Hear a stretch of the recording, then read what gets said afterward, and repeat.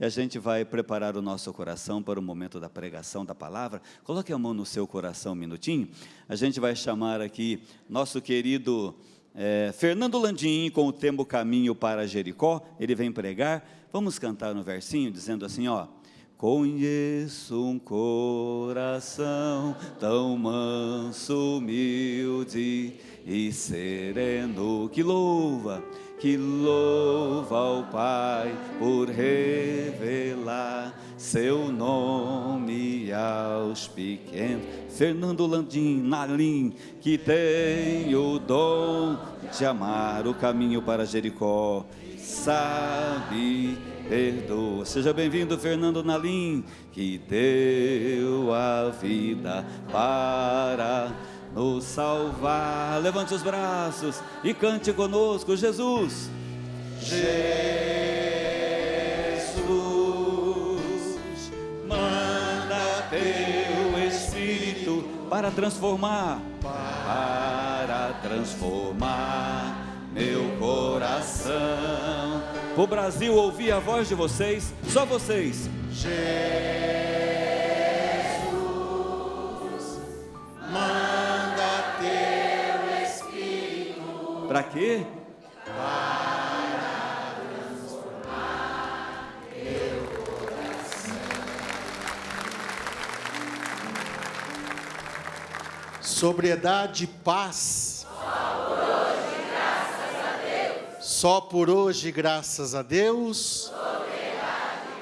Bom dia. Bom dia. Que alegria. O meu nome é Fernando e eu quero que você diga o teu nome, por favor. Eu não ouvi. Aí, muito bem. Sejam bem-vindos, se sintam acolhidos, se sintam amados. Eu sou Fernando Nalim, eu sou de Catanduva, né, diocese de Catanduva, e eu falei para minha esposa e para minhas filhas que nesse momento, né, eu mandaria um beijo para elas. Então, peço licença, né, para mandar um beijo para elas, porque se eu estou aqui hoje, né, elas são responsáveis por isso, pela manutenção também da minha sobriedade, né, só por hoje. 23 anos e alguns dias. Então, para mim, é uma satisfação, não é a primeira vez que eu estou junto com vocês, mas a emoção é como se fosse a primeira vez. Então, agradeço, né, a coordenação pela oportunidade de, mais uma vez, poder estar aqui com vocês. E o tema que me foi sugerido é esse, o caminho para Jericó. Então, se vocês quiserem acompanhar através da palavra de Deus, Evangelho de São Lucas, capítulo 10, versículo 30. Lucas, capítulo 10, versículo 30. Jesus então contou: um homem descia de Jerusalém a Jericó, e caiu nas mãos de ladrões, que o despojaram, e depois de o terem maltratado com muitos ferimentos, retiraram-se, deixando-o meio morto. Palavra da salvação.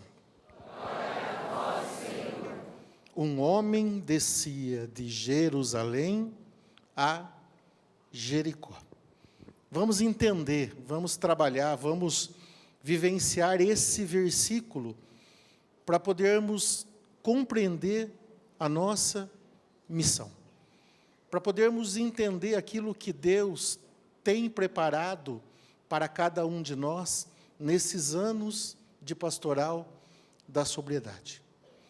Muitas vezes, o caminho que nós fazemos, né, às vezes ele se torna um pouco desgastante, ao ponto de muitas vezes a gente até ter desejos, né, de querer desistir, desanimar, de cansar. Às vezes o caminho ele nos surpreende, às vezes o caminho ele nos nos engana e a gente vai tendo, né, aquele desejo humano de parar, de desistir, de desanimar, de entender que parece que está sendo em vão tudo aquilo que nós estamos fazendo, porque nem sempre nós conseguimos encontrar os resultados e as respostas que a gente queria. É mais ou menos isso? Sim ou não? Sim. Não é? E esse caminho de hoje vem mostrar, né, que existe uma diferença, né, se nós fizermos um caminho inverso. Um caminho inverso. É mais ou menos aquilo que o Dunga disse no final da sua pregação, né, quando aquela mulher da Bíblia, né, acrescenta algo a mais na sua oração, dizendo que se Deus desse a ela um filho, ela daria o filho para Deus. Entendeu? E ali aquela mulher teve quantos filhos? Quantos? Muito bem. Esta cena, um homem descia de Jerusalém a Jericó, caiu nas mãos do ladrão, ela é tão trágica e de notável exatidão. Nesse caminho, é justamente isso o que acontece. Jerusalém ficava uma distância de 26 quilômetros até Jericó. Jerusalém ficava na montanha, né? E a distância de altura entre Jerusalém e Jericó era de mais de 1.000 metros. Tanto é que Jericó ficava abaixo do nível do mar, onde ali estava o Mar Morto. O Mar Morto. Jerusalém, a terra, a cidade da adoração. Jerusalém, a cidade do Senhor. Jerusalém, a cidade da bênção. Jericó, a cidade do pecado. Jericó, a cidade da rebeldia.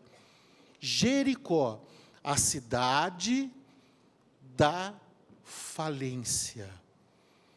Né? Josué, quando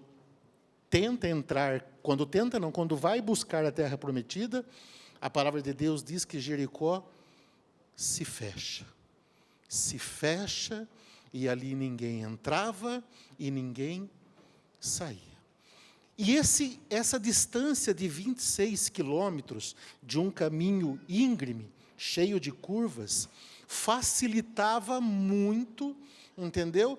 Tanto o ataque como a fuga dos salteadores, dos ladrões, que aproveitava esse momento, esse trajeto, né, que ali também continha uma parte de deserto, de Betânia, né, que sairia ali para Jericó, e ali acontecia esses assaltos. E era desse jeito mesmo. Os viajantes, eles eram pegos, eles eram maltratados, eram deixados ali semi-mortos e semi-nus, ao léu ali e diante das duas realidades que é o deserto. Durante o dia, muito quente, muito calor, e à noite, frio. Então, muitos não suportavam, muitos não aguentavam esses ataques, entendeu? E faleciam ali. E quando Jesus ele conta essa parábola, né, do bom samaritano e indica esse processo, ele quer nos mostrar o quê? Qual é a mensagem central desse versículo? Qual é o caminho que nós estamos tomando?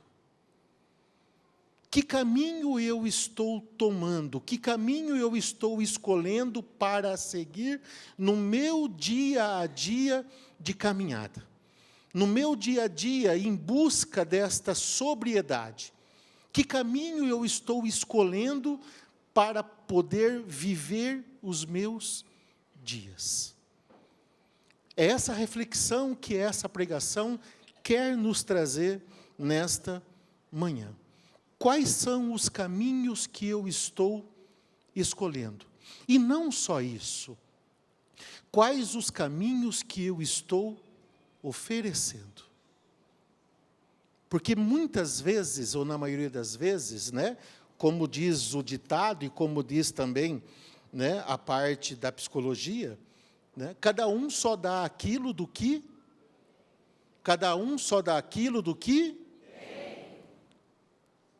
Então é isso. O que nós estamos constituindo para nós, que também está sendo motivo de entrega para o outro. Quem é o meu próximo? Quem é o meu próximo? E como você está se aproximando? Que caminho você está utilizando para se aproximar desse próximo que está tanto sedento de um novo para a vida dele? Porque nós somos a manutenção desta linda pastoral. Nós somos a manutenção desta pastoral.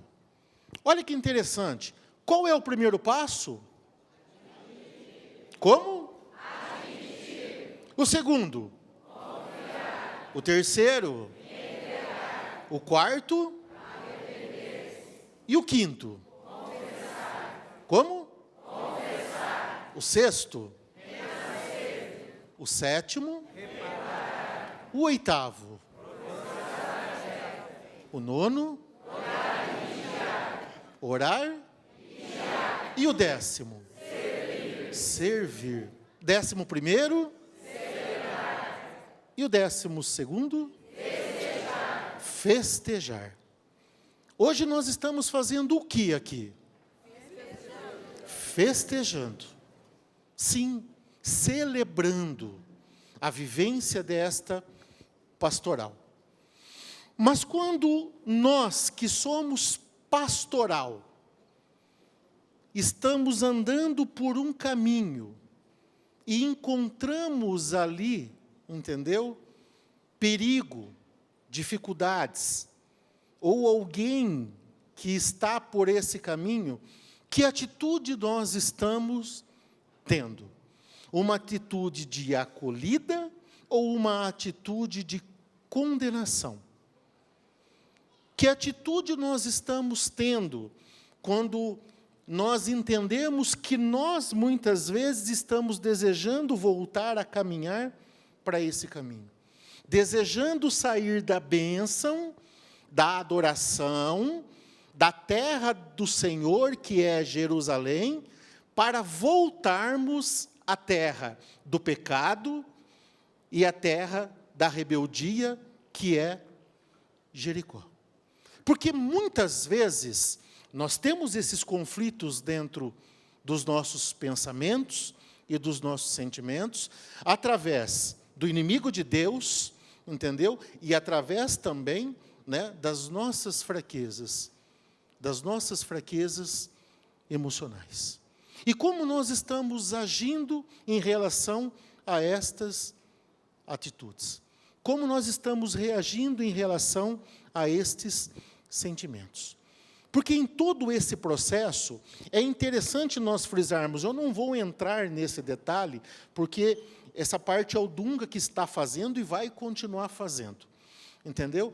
Mas esse cara que desce, esse samaritano que desce, ele conhecia muito bem essa estrada. Além dele conhecer muito bem, ele era uma pessoa precavida. Precavida, porque ele sabia ali onde tinha uma hospedaria, ele trazia com ele já um pouco de azeite e um pouco de vinho, e ele trazia uma quantidade de dinheiro o suficiente para aquilo que era a necessidade dele. Por quê? Quando ele pega, né, aquele homem semi-morto, e ele dá ali os primeiros cuidados e leva ele até a hospedaria, o que ele fala? Olha, eu te dou uma quantidade, e o que ficar a mais, na volta, eu te pago. Esse homem, por ele conhecer todo esse processo, e por ele conhecer, entendeu, a realidade deste caminho, ele se organizava, porque muitas vezes não tinha como ele evitar esse caminho. Muitas vezes ele precisava passar por esse caminho, entendeu? Para poder seguir a viagem dele, assim como muita gente precisava viver. E nós também, muitas vezes, temos que continuar vivendo a nossa vida, passando por determinados caminhos, entendeu? Passando, não mais parando, por determinados caminhos que antigamente nos aprisionava. Sim ou não? Só que nós precisamos ter uma atitude diferente, nos prepararmos antes de nós podermos pegar esse caminho que vai nos levar a algum lugar. Esse homem, ele era precavido em relação a isso. E é isso que esse dia que nós vamos viver junto quer nos ensinar. Ensinar que muitas vezes nós não vamos conseguir evitar certos caminhos, mas vamos nos preparar para viver esse caminho de uma maneira diferente. De podermos passar por esse caminho acreditando que tem um Deus e que tem uma multidão que passa junto conosco para que nós não estejamos mais sozinhos. Então, olha para a pessoa que está do teu lado e diz a ela: a partir de hoje, não caminhe mais sozinha pelos mesmos caminhos. Vamos lá. Não caminhe mais sozinho pelos mesmos caminhos.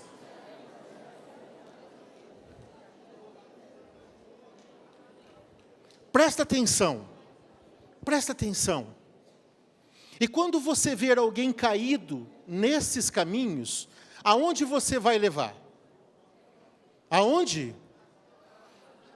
Na pastoral. Como se chama essa hospedaria que esse homem levou esse samaritano? Fala alto para o Brasil inteiro ouvir. Pastoral da sobriedade. Só por hoje. É isso. É isso. Entendeu? E quem é esse homem que passou pela estrada e salvou esse samaritano? Somos nós. Somos nós. Deus nos trouxe aqui no dia de hoje para nos preparar para uma missão ainda mais árdua. Mais árdua. Por quê? Muitas vezes a gente reclama, esperando que as pessoas venham até as reuniões, né? E nós temos que ser uma igreja de saída, uma igreja que vai de encontro com os necessitados. Assim foi um dia na minha vida, assim foi um dia na sua vida. E por que tem que ser diferente agora na vida dos outros? Por que se comigo deu certo, se com você deu certo, por que agora a gente quer mudar? Sendo que o ditado popular é que em time que se ganha, não se mexe. Então, olha que interessante. Um homem descia de Jerusalém a Jericó e caiu na mão dos ladrões. Só que tem um caminho inverso em tudo isso, que é a parte bonita. Vamos lá. Evangelho de São Marcos. Abre lá quem quiser acompanhar comigo. Marcos 10, 46. Quando Jesus cura o cego Bartimeu. Jesus estava saindo de Jericó e estava indo para Jerusalém. É o mesmo caminho, só que nós vamos fazer agora inverso e não mais descer sozinho. Nós vamos subir acompanhados de quem? De Jesus. Presta atenção. Chegaram a Jericó. Ao sair dali, Jesus, seus discípulos e numerosa multidão, estava sentado à beira do caminho, mendigando Bartimeu, que era cego, filho de Timeu. Chegaram a Jericó. Ao sair dali, Jesus estava em Jerusalém, tinha chegado para a festa da Páscoa. Como ainda faltava alguns dias, Jesus desce para Betânia para visitar os seus amigos. Entendeu? E ali ele passa por Jericó. Só que uma multidão estava o acompanhando, porque todo mundo estava se preparando para ir para a festa em Jerusalém. E ali estava sentado um cego, um mendigo. E ele escuta, né, aqueles converseiros, ele escuta aquela multidão que passava, né, e ele escuta que ali estava passando pela estrada, não só de Jericó a Jerusalém, mas também estava passando pela estrada da vida dele, Jesus, ao qual ele já tinha ouvido falar. Qual era a limitação daquele homem?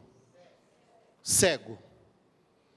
Aí, ele poderia muito bem utilizar dessa fraqueza, entendeu? Para se tornar uma pessoa melancólica, para se tornar ali uma pessoa depressiva, aonde se entregaria dizendo que a vida não teria mais oportunidade, entendeu? E que queria a morte.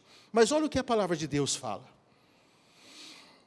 Sabendo que era Jesus de Nazaré, começou a gritar: Jesus, filho de Davi, tem compaixão de mim. Muitos o repreendiam para que se calasse, mas ele gritava ainda mais alto: Filho de Davi, tem compaixão de mim. Jesus parou e disse: chamai-o. Chamaram o cego, dizendo-lhe: coragem, levanta-te. Ele usa aquilo que ele tem, a voz. Aí vem umas pessoas, entendeu? E pedem para ele se calar. Ele poderia muito bem nesse momento, né, falar assim: puxa vida, né? Esperei tanto por esse momento e agora me mandam me calar. Mas daí no coração desse homem brota, entendeu o quê? O discernimento de não se deixar abater por um primeiro impacto. E ele pensa assim: espera um pouquinho. Esse Jesus que falaram para mim um dia, do jeito que falaram desse Jesus para mim, esse Jesus não manda as pessoas calar a boca. Então, quem me mandou calar a boca não foi Jesus. Então, se não foi Jesus que me mandou calar a boca, então Jesus ainda não me escutou. E a palavra de Deus diz que ele gritou ainda mais alto. Quantas vezes eu e você paramos, desanimamos, desistimos na primeira tentativa? Quantas vezes nós perdemos a oportunidade de viver um novo na nossa vida, porque um dia alguém me mandou ficar quieto, porque um dia alguém me mandou calar a boca, porque um dia alguém disse, entendeu, que os meus pensamentos não são de acordo com aquilo que são os pensamentos dos outros, e eu simplesmente desisti, desanimei e parei pelo caminho. Presta atenção numa coisa. A maneira de como Jesus nos exorta é uma maneira diferente. É uma maneira diferente. Ele primeiro vem, cura o nosso coração, para que depois ele possa nos corrigir, porque todos nós precisamos de correção. Sim ou não? Sim. Entendeu? Mas a maneira de Jesus é diferente. A pedagogia de Jesus é diferente. Antes de Jesus nos corrigir, ele primeiro nos elogia, né? A psicologia positiva, ela diz que antes de você corrigir alguém, faça 3 elogios a essa pessoa. Aí quando vem a correção, essa pessoa aceita, porque houve 3 elogios. 3 elogios, entendeu? Você conhece a pessoa que está aí do seu lado, sim ou não? Sim. Então eu vou fazer o seguinte, olha bem para essa pessoa aí, olha bem para ela, fala para ela, diz a ela 3 virtudes que ela tem, que você enxerga, vai. Fala para ela quais são as 3 virtudes que você enxerga nela. Vai lá.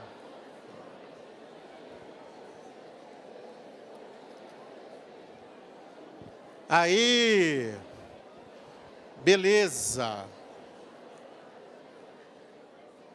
E aí, como essa pessoa reagiu? Ficou feliz? Então agora olha para essa pessoa e fala para ela um defeito que você vê nela. Vai lá.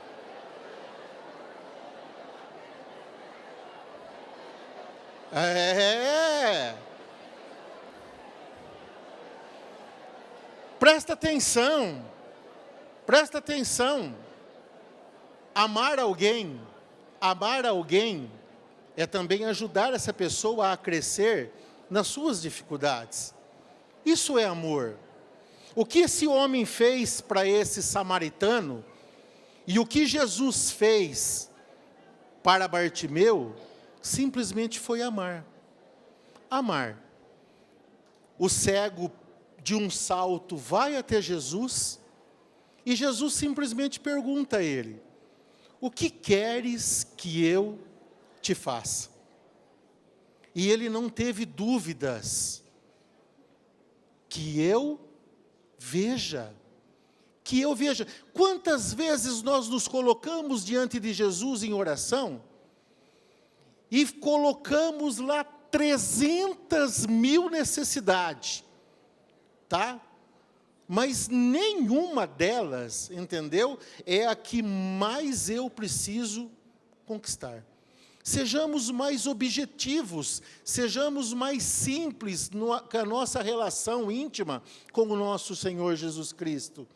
Fernando, o que você quer que eu te faça? Entendeu? Que eu tenha essa necessidade na ponta da minha língua. Nós não estamos nos preparando nem para nos colocarmos diante de Jesus. E aí a gente briga com Ele, porque passa um outro lá e manda a gente calar a boca, e a gente acha que esse outro que mandou eu calar a boca é Jesus, e não é Jesus. E não é Jesus. Porque quando aquela pessoa busca Bartimeu e dizendo assim, coragem, levanta, a palavra de Deus diz que a primeira coisa que ele faz é jogar fora a capa. O que significava a capa? Naquela época, né, havia uns sinais. Os leprosos, eles andavam rastejando uma corrente, ou um sininho. Então, quando escutavam uma corrente rastejando, ou um sininho tocando, era um leproso que estava vindo. Mas não era para você ir de encontro a ele e ajudar. Era para você correr dele, porque ali vinha vindo um amaldiçoado. Entendeu? Um sujo. Entendeu? Um desprezado. Aí você corria. E os mendigos, os cegos, eles utilizavam uma capa, porque eles ficavam sentados na beira do caminho para se proteger das tempestades de areia, entendeu? Do sol ali, ele ficava ali.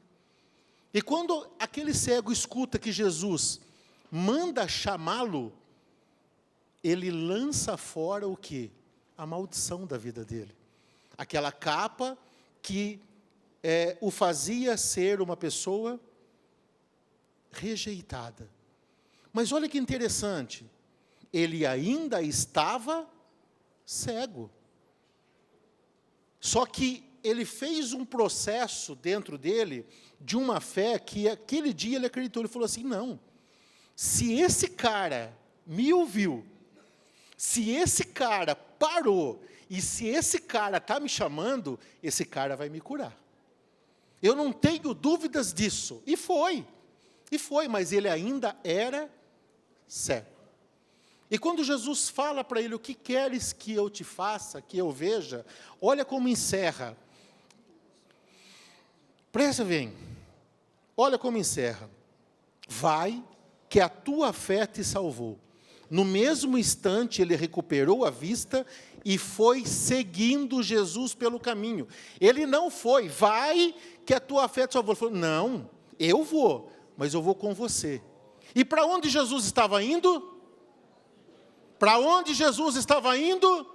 Para Jerusalém, a terra da adoração, a terra da bênção, a terra da cura. Aquele homem deixa aquela vida de maldição, de pecado, aquele homem deixa Jericó e sobe com Jesus, porque ali ele havia encontrado um sentido para a sua vida.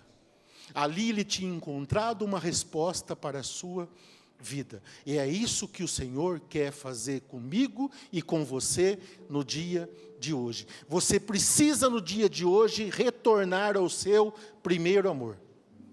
Você está deixando que pessoas e situações roubem de você aquele primeiro encontro pessoal que você teve com o nosso Senhor Jesus Cristo. Isso não pode. Isso não pode. Em 1998, a minha conversão se deu no dia 18 de junho de 1997. Só que de 97, aquele último semestre, eu ainda estava gostando de pegar a estrada de Jerusalém a Jericó. Às vezes eu dava umas derrapadas e queria sair da terra da adoração e voltar para a terra do pecado. Até que um dia, uma pessoa falou assim para mim, eu vou te trazer um presente lá do Raléu de Franca. Porque eu estava já indo na missa, mas no meu carro eram ainda as músicas seculares e um monte de coisa. E essa pessoa trouxe um CD, em 1998. Esse CD se chamava não porque ele ainda existe, se chama Restauração, do cara que estava aqui pregando para vocês agora há pouco. Só que não foi a música Pare de Pecar que tocou o meu coração e que me fez nunca mais voltar de Jerusalém para Jericó. Quando eu escutei essa canção, que tem o título Há um trono de graça, aonde você pode se achegar confiantemente, ali a minha vida mudou e continua mudando só por hoje, graças a Deus. Então eu pediria que vocês ficassem de pé e quem souber, canta junto com a gente essa canção. Vamos lá?